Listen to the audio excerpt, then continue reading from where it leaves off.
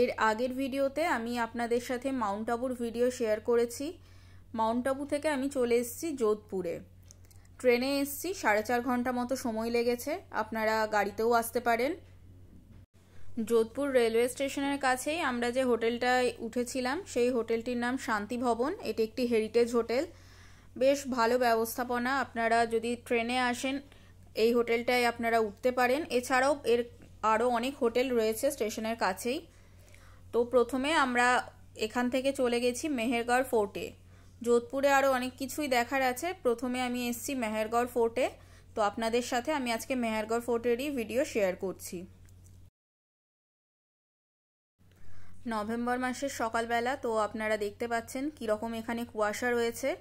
এটা আমি একদম মেহেরগড় ফোর্টের বাইরে আছি আমাদের হোটেল থেকে, অর্থাৎ রেলওয়ে স্টেশন থেকে 6 কিলোমিটার দূরত্ব আছে। লোকাল যে ওখানে বিক্রম চলে, পুরো রাজস্থান জুড়েই চলছে বিক্রম, ওই বিক্রমেই আমরা এসছিলাম।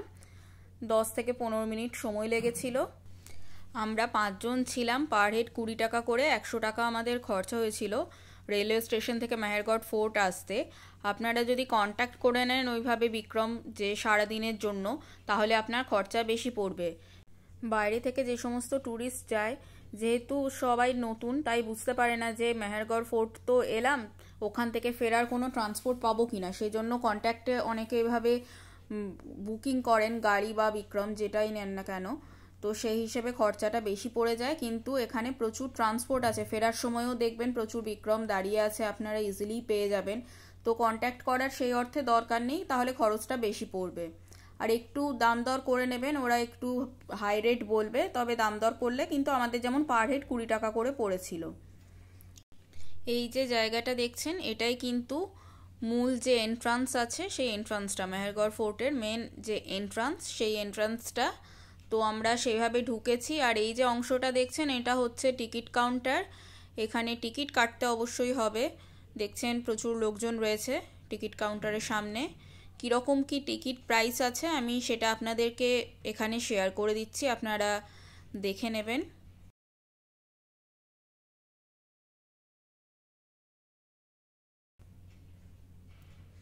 এই যে চার্টটা দেখছেন, এটা টিকিট কাউন্টারের সামনে দেওয়া আছে।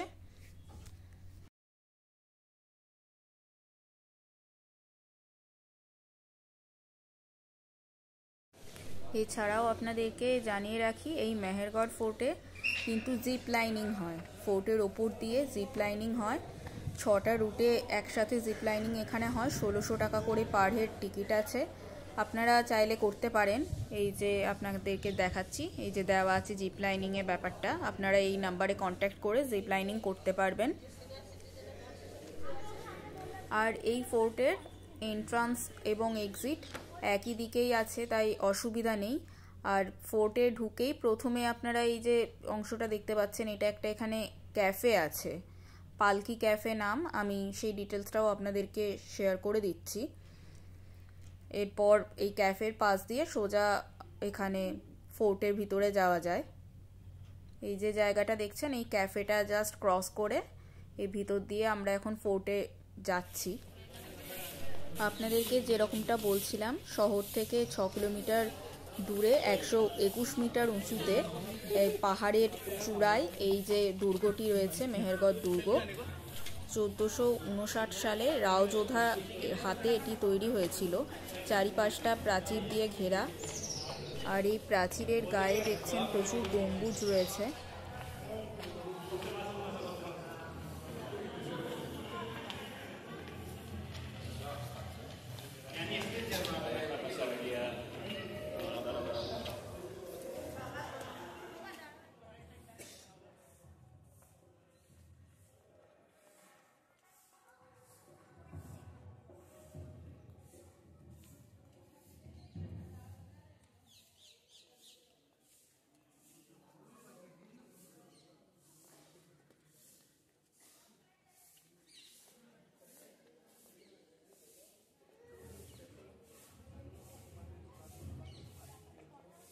ফোর্টে ঢুকতে ঢুকতেই আপনারা শুনতে পাবেন একটি সঙ্গীতের সুর ভেসে আসছে। ওখানকার যে সমস্ত সঙ্গীত ছিল তারই কিছু সুর এখানে পাওয়া যাচ্ছে। ফোর্টে ঢুকতে গিয়েই আপনারা সেটা দেখতে পাবেন।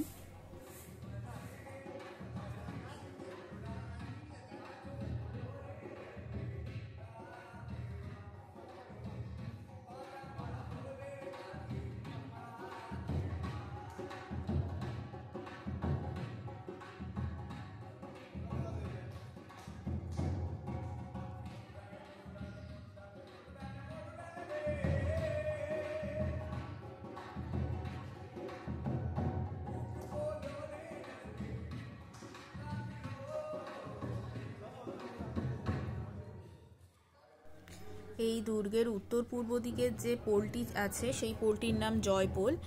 এই পোলটি মহারাজা মানসিংহ তৈরি করিয়েছিলেন। বিকানির ও জয়পুরের সম্মিলিত বাহিনী জয়ের স্মারকরূপে এই পোলটি তৈরি হয়েছিল 1806 সালে। এছাড়াও পশ্চিম দিকের যে পোলটি ছিল সেই পোলটি 1707 সালে মোগলদের যুদ্ধে হারাবার পর অজিত সিং তৈরি করেছিলেন।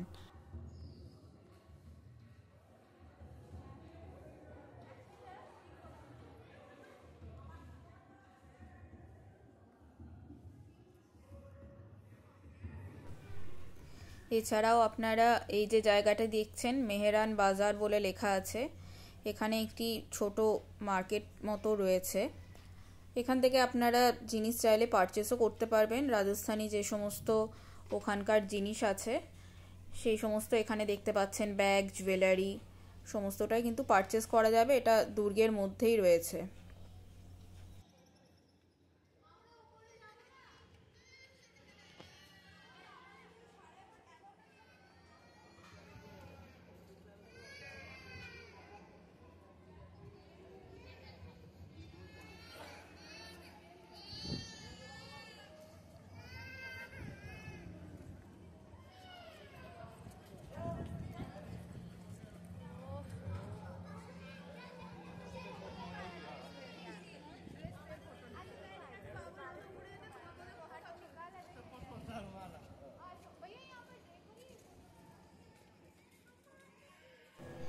এই যে সুরাজপোল লেখাটা দেখতে পাচ্ছেন, এটার ভিতর দিয়ে কিন্তু আমরা এখন প্যালেসের আরো ভিতর দিকে যাচ্ছি।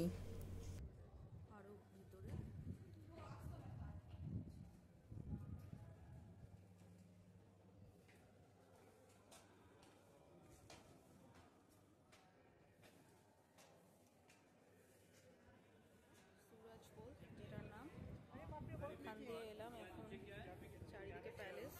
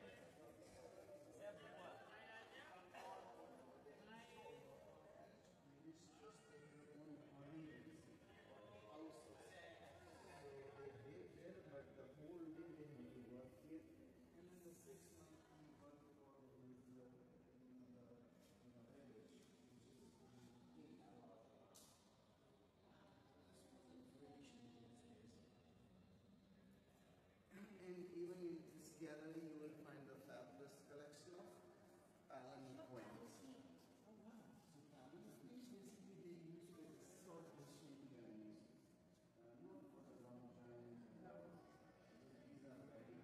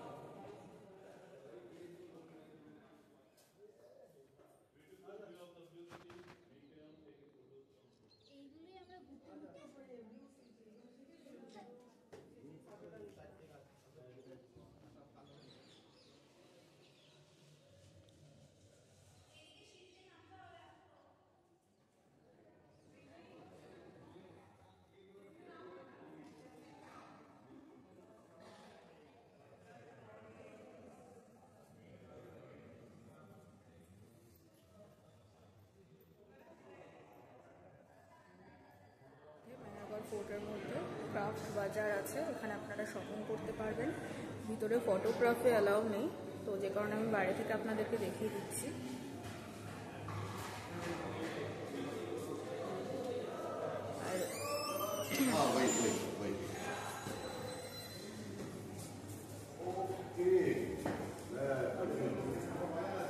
আর এই যে এটা দেখছেন মিউজিয়াম আছে, এখানেও ফটোগ্রাফি অ্যালাউ নেই, কিন্তু আপনারা জিনিস পারচেজ করতে পারবেন, সবই এখানকার জিনিস।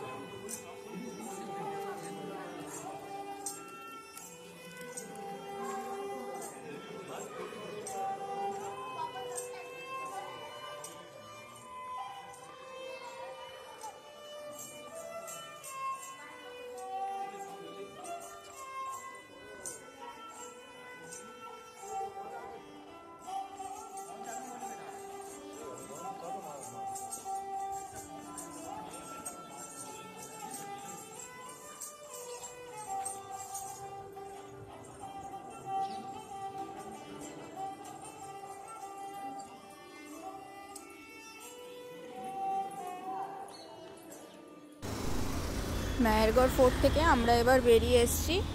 আপনাদেরকে এতক্ষণ ধরে আমি দেখানোর চেষ্টা করলাম মেহেরগড় ফোর্টের কিছু অংশ। এরপর এই ফোর্ট থেকে একদমই কাছে হচ্ছে যশবন্ত থাডা। জাস্ট ফোর্ট থেকে বেরোলে একটু নিচে নেমে গিয়ে 10 মিনিটের মধ্যে আপনারা পৌঁছে যেতে পারবেন সেখানে। এই যশবন্ত থাডাটা হচ্ছে রাজা যশবন্ত সিংয়ের স্মৃতিসৌধ, তো আমরা সেখানেও যাব। পরের ভিডিওতে আমি আপনাদেরকে যশবন্ত থাডার ভিডিও শেয়ার করব। ততক্ষণ আপনারা ভালো থাকবেন, আবার দেখা হচ্ছে খুব তাড়াতাড়ি। ধন্যবাদ।